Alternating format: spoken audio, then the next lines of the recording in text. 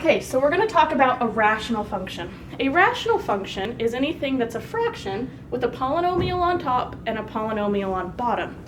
Okay. And they have a couple interesting features about their graphs. The first is that they all have something called a vertical asymptote. A vertical asymptote is a perfectly vertical line which the graph gets really, really close to as it approaches it, but it's never going to actually cross it. Because a vertical asymptote happens when the denominator equals 0. And as we know, we're never allowed to divide by 0. Okay. They also have something called a horizontal asymptote. And a horizontal asymptote is a horizontal line that the graph gets really close to from either direction as we go to the far left and right. Now, our warning, number 16, is the graph never crosses a vertical asymptote, ever. It will never cross, it cannot cross, it's an absolute don't. But it can actually cross a horizontal asymptote.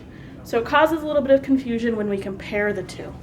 Now, we're going to look at 3 separate examples, and we're going to find the vertical and horizontal asymptotes.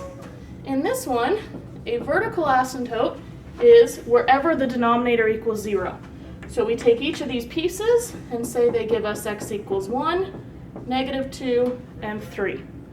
Okay. This one, the vertical asymptotes are x equals 1/5 and -3rd. And this one, the vertical asymptotes are x equals -4 and 3. Now, horizontal asymptotes are a little bit more complicated. And what you have to do to determine a horizontal asymptote is look at the degree of the polynomial on top and the degree of the polynomial on bottom of the rational function.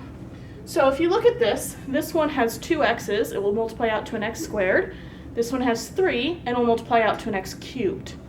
Whenever the degree on the bottom is bigger, then the horizontal asymptote is always the same. It's always y equals 0.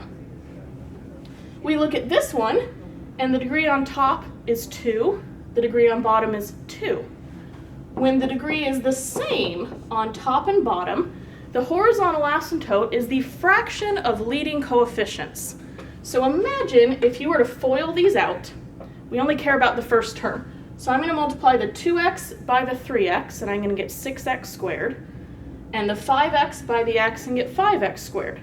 And I'm going to take that 6 divided by 5 as my horizontal asymptote. Okay, so we've mentioned 2 cases. Again, if the degree on bottom is bigger, the horizontal asymptote is always 0. If the degree is same, you take the fraction of leading coefficients. There's a third case. If the degree on top is bigger, there just is no horizontal asymptote.